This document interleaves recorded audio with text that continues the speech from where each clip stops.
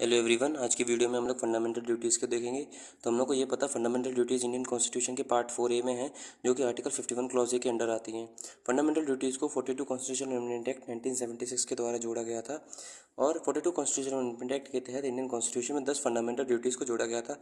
बाद में एक और फंडामेंटल ड्यूटी को जोड़ दिया गया था, किससे? 86 कॉन्स्टिट्यूशन अमेंडमेंट एक्ट 2002 के द्वारा।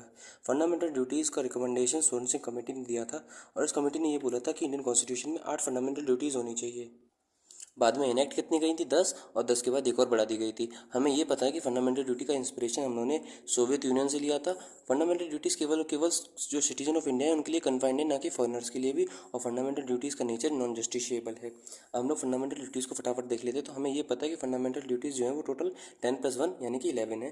पहली हमारी बोलती है रिस्पेक्ट। हम लोगों को इंडियन कॉन्स्टिट्यूशन की, उसके आइडियल्स की, इंस्टीट्यूशन की, नेशनल फ्लैग की और नेशनल एंथम की रिस्पेक्ट करनी है।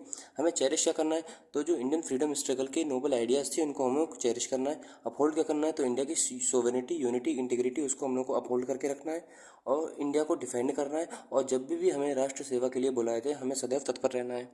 प्रमोट क्या बोलता है? प्रमोट ये बोलता है कि हार्मनी और ब्रदरहुड इंडियन सिटीजन के बीच में हम लोगों को रखनी है। प्रिजर्व क्या करना है? इंडिया का जो रिच हेरिटेज है, इंडिया का जो कल्चर है, उसको साथ साथ उसको सदैव हम लोग को संजो के रखना है। और प्रोटेक्ट क्या करना है? तो नेशनल जो हमारा नेचुरल इन्वायरमेंट है, फॉरेस्ट हैं, लेक्स हैं, वाइल्ड लाइफ है, इन सबको हम लोग को और कंपैशन रखना है दूसरे लिविंग बींग्स के तहत। अगला हमारा क्या है? डेवलपिंग साइंटिफिक टेम्पर, यानी कि हम लोग को डेवलप करना है साइंटिफिक टेम्पर को, ह्यूमनिज्म को, स्पिरिट ऑफ इंक्वायरी को और रिफॉर्म को।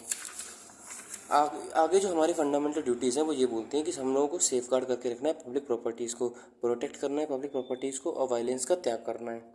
अगली जो हमारी फंडामेंटल ड्यूटी है वो हम लोग से ये बोलती है कि जितनी भी हम लोगों को स्ट्राइव फॉर एक्सीलेंस, यानी कि हम लोगों को सदैव एक्सीलेंस और बेहतर करने का प्रयास करना चाहिए हर एक एक्टिविटी में, जिससे कि हमारी राष्ट्र की प्रोग्रेस इंश्योर हो सके। अगला हमारा बोलता है हम लोग को अपॉर्चुनिटीज़ देनी, किसको? 6 से 14 साल तक के बच्चों को शिक्षा के प्रति अपॉर्चुनिटीज़ देनी है। इसी वाली फंडामेंटल ड्यूटीज़ को 86 कॉन्स्टिट्यूशन अमेंडमेंट एक्ट 2002 के द्वारा जोड़ा गया था। तो अगर आपको फंडामेंटल ड्यूटीज़ को याद करना है तो इसकी ये ट्रिक होती है RCU D3B D2SP। कैसे? R respect, cherish, RCU D3P D2S and then P।